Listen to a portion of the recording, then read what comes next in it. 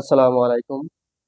2025 সালে অনুষ্ঠিত হলো এইচএসসি পরীক্ষার গণিত। এই গণিতের এমসিকিউ ব্যাখ্যা সহকারে সমাধান দিব।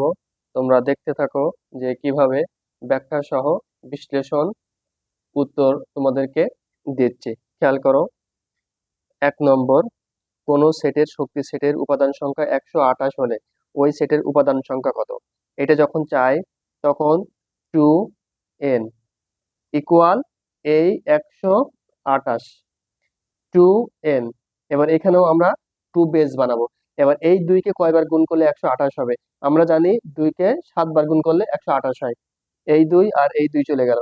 অতএব n ইকুয়াল 7। এই 7 অ্যান্সার। এই 7 আছে গ নম্বরে। তাহলে এটি হলো অ্যান্সার। যখনই বলেছে ওই সেটের উপাদান সংখ্যা, তো এই 7টা হচ্ছে এখানে কি উপাদান সংখ্যা। এটা কি 7 উপাদান সংখ্যা। এরপরে আসো 2 নম্বরে। কত নম্বরে? 2 নম্বরে।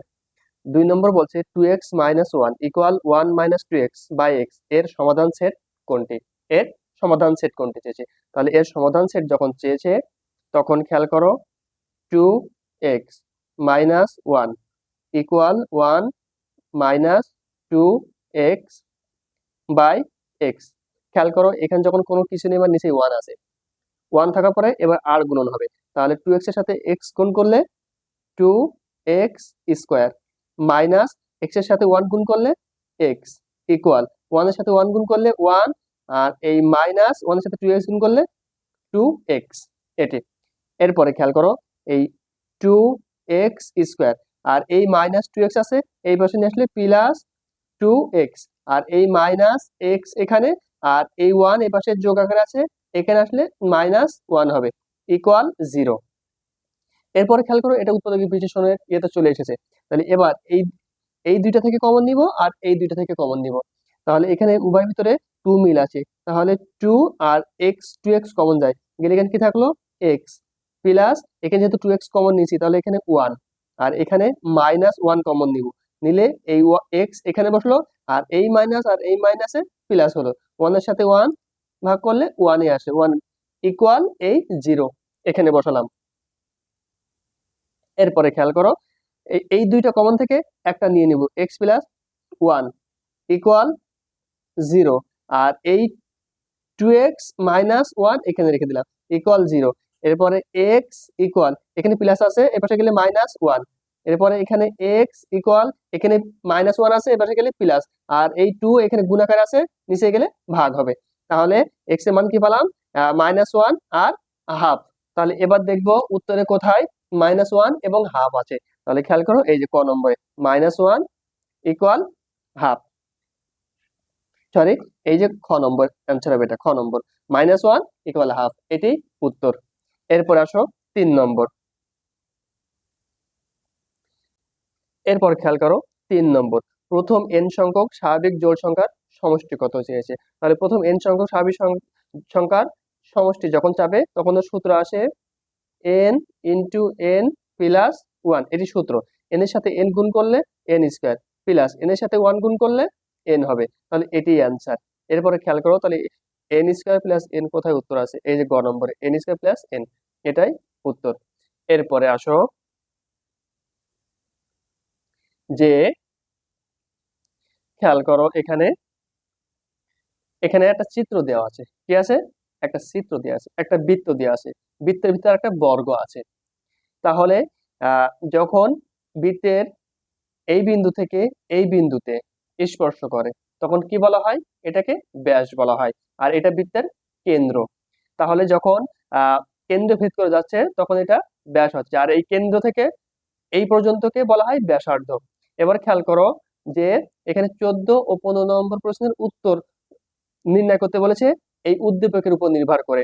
তাহলে আমি আগের ভিডিওতে আহ এই 14 নম্বরের উত্তর দিয়েছি, আজ দিব এই 15 নম্বরের। খেয়াল করো তাহলে এখানে বলেছে যে এই এসি বাহুর দৈর্ঘ্য কত? 8√2। তাহলে 8√2 যখন একক হচ্ছে তখন এটা কিন্তু পুরো এসি বাহুর দৈর্ঘ্য। তাহলে এবার যদি আমরা একে অর্ধেক করি তাহলে কি হবে? খেয়াল করো তাহলে এসি ইকুয়াল 8√2 টু। একে যদি আমরা হাফ করি, 2 একে 2, 4 দুগুণে কত 8, তাহলে কি হলো 4√2 এটি। এরপরে খেয়াল করো 15 নম্বর বলছে বৃত্তের ক্ষেত্রফল নির্ণয় করো। বৃত্তের ক্ষেত্রফলের সূত্র কি? আমরা জানি বৃত্তের ক্ষেত্রফলের সূত্র পাই আর স্কোয়ার। তাহলে পায়ের মান কত? 3.1416 গুণ, আর এই যেটা ব্যাসার্ধ, ব্যাসার্ধ কি দ্বারা প্রকাশ করা হয়? আর দ্বারা প্রকাশ করা হয়। তাহলে আর এর মান কত পেলাম? 4√2, আর ওই যে স্কোয়ার, তাহলে এখানে স্কোয়ার বসাই দিলাম। এরপরে খেয়াল করো 3.1416 গুণ, এই 4কে যদি স্কোয়ার করা হয় তাহলে কত হয়? 16। তাহলে এখানে 16 গুণ, আর এই রুট আর এই স্কোয়ার কেটে যায়, তাহলে কি হলো 2। তাহলে 3.1416 গুণ 16 দুগুণে কত? 32। এইটা গুণ করলে আমরা পাই 100.53 একক। তোমরা এটা ক্যালকুলেট করবা, আমি যেহেতু তাড়াতাড়ি করছি তাই। তাহলে এই খ নম্বরে অ্যান্সার, তাহলে 100.53 বর্গ একক, এটি অ্যান্সার। এরপরে আসো যে 16 নম্বর কি বলছে? উপাত্তের ক্ষেত্রে প্রচুরক। উপাত্তের ক্ষেত্রে প্রচুরক কি? কেন্দ্রীয় প্রবণতার পরিমাপ। হ্যাঁ, এটি সঠিক। কেন্দ্রীয় প্রবণতার পরিমাপ উপাত্তের ক্ষেত্রে প্রচুরক হবে। একাধিক হতে পারে। হ্যাঁ, প্রচুরক একাধিক হতে পারে, কারণ একের অধিক হতে পারে। কারণ দেখা যাচ্ছে আবার 12 আছে 3টা, 11 আছে 3টা, তাহলে কি ওই দুইটা 11 এবং 12 দুইটাই কিন্তু প্রচুরক। এই জন্য এখানে বলা হচ্ছে একাধিক হতে পারে। সবচেয়ে বেশিবার উপাস্থিত মান, ওই যে বললাম যে 12 সর্বাধিক আছে, তাহলে ওইটা সর্বাধিক, যেটা সর্বাধিক থাকবে সেটা কি হয়? প্রচুরক হয়। তাহলে এখানে উত্তর 3টায় আসবে, 3টায় অ্যান্সারে ঘ।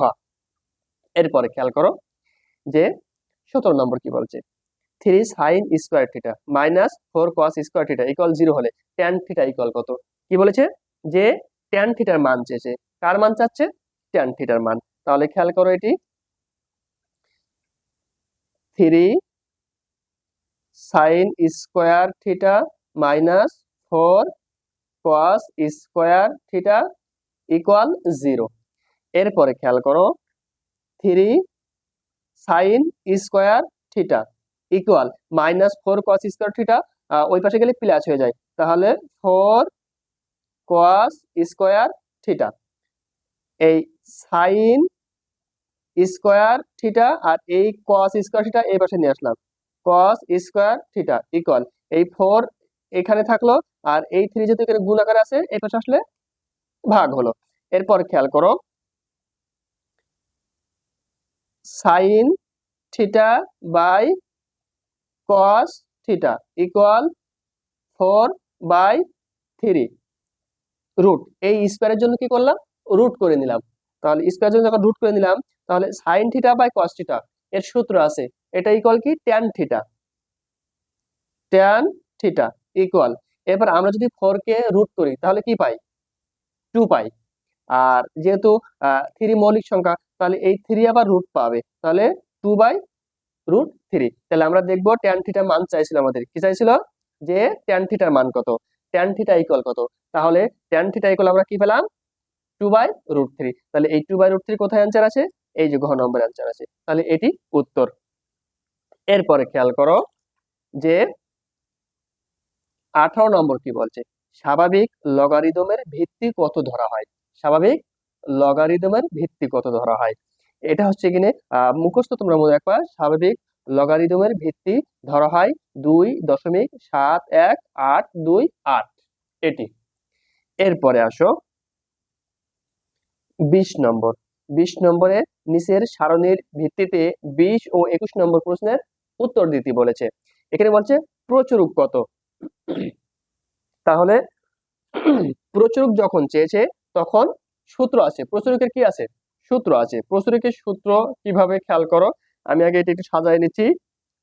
30 থেকে 39, 40 থেকে 49, 50 থেকে 59, 60 থেকে 69, 70 থেকে 79। এবার কত ছিল? 5, 6 গণসংখ্যা, 10 গণসংখ্যা, 6 গণসংখ্যা 3। তাহলে এখানে কি বলেছে? প্রচুরক বলেছে। প্রচুরক মানে কি? সর্বাধিক বার। তাহলে সর্বাধিক বার আছে কোথায়? এই যে 10। 50 থেকে 59 এর ভিতরে আছে গণসংখ্যা 10। তাহলে এইটা হবে প্রচুরক শ্রেণী। প্রচুরক শ্রেণী মানে এল এর মান। তাহলে আমরা এল এর মানটা পেলাম, এল প্লাস সূত্র। এরপরে আমাদের কি করতে হবে? যে F1 বাই F1 যোগ F2 গুণ H, এটি। এরপরে খেয়াল করো, তাহলে F1 এর মান কোনটি? এই যে এখান থেকে উপরে যাব, যার পরে এই 10 থেকে এই 6 বিয়োগ করব। তাহলে 10 থেকে যদি 6 বিয়োগ করা হয় তাহলে কত হয়? 4। আবার এই 10 থেকে এই 6 বাদ দিব, তাহলে এই 10 থেকে যখন আবার 6 বাদ দিব, 10 বিয়োগ 6 ইকুয়াল কত? 4। তাহলে আমরা কিন্তু এল এর মান পেয়ে গেছি 50, F1 এর মান পাইছি, এটা হচ্ছে এখানে F1 এর মান, আর এটা F2 এর মান। আর এই যে H দেখতে পাচ্ছ, এই H এর মান মানে শ্রেণী ব্যবধান, 30 থেকে 39 মানে 10, এটি। তাহলে খেয়াল করো, এখানে এবার আমরা বসাবো মান। এল এর মান কত? 50 যোগ F1 এর মান 4 বাই F1 এর মান 4 যোগ F2 এর মান কত পাইছি? 4 গুণ H এর মান 10। এরপর 50 যোগ 4 বা 4 আর 4 যোগ করলে কত? 8 গুণ এই 10 এখানে বসলো। এবার 4 একে 4, 4 দুগুণে 8, 2 একে 2, 5 দুগুণে 10। তাহলে 50 সাথে 5 যোগ করলে কত হয়? 55। এই 55 হচ্ছে এখানে প্রচুরক। তাহলে আমাদের কি চাইছিল? যে প্রচুরক কত? তাহলে এই প্রচুরক হচ্ছে এখানে 55, এটি। এরপরে খেয়াল করো যে মধ্যক শ্রেণী কোনটি চেয়েছে। কি বলেছে? মধ্যক শ্রেণী কোনটি? তাহলে যখন মধ্যক শ্রেণী চাবে তখন খেয়াল করতে হবে 1 2 3 4 5টি আছে। তাহলে এই পাশে দুইটা বাদ দিলাম, এই পাশে দুইটা বাদ দিলাম, তাহলে এটা মাঝখান। তাহলে আমাদের মধ্যক শ্রেণী কোনটি? 50 থেকে 59। 50 থেকে এই 50 থেকে 59 মধ্যক শ্রেণী। তাহলে এই যে খ নম্বর 50 থেকে 59 মধ্যক শ্রেণী আমরা পেয়ে গেলাম, এটি।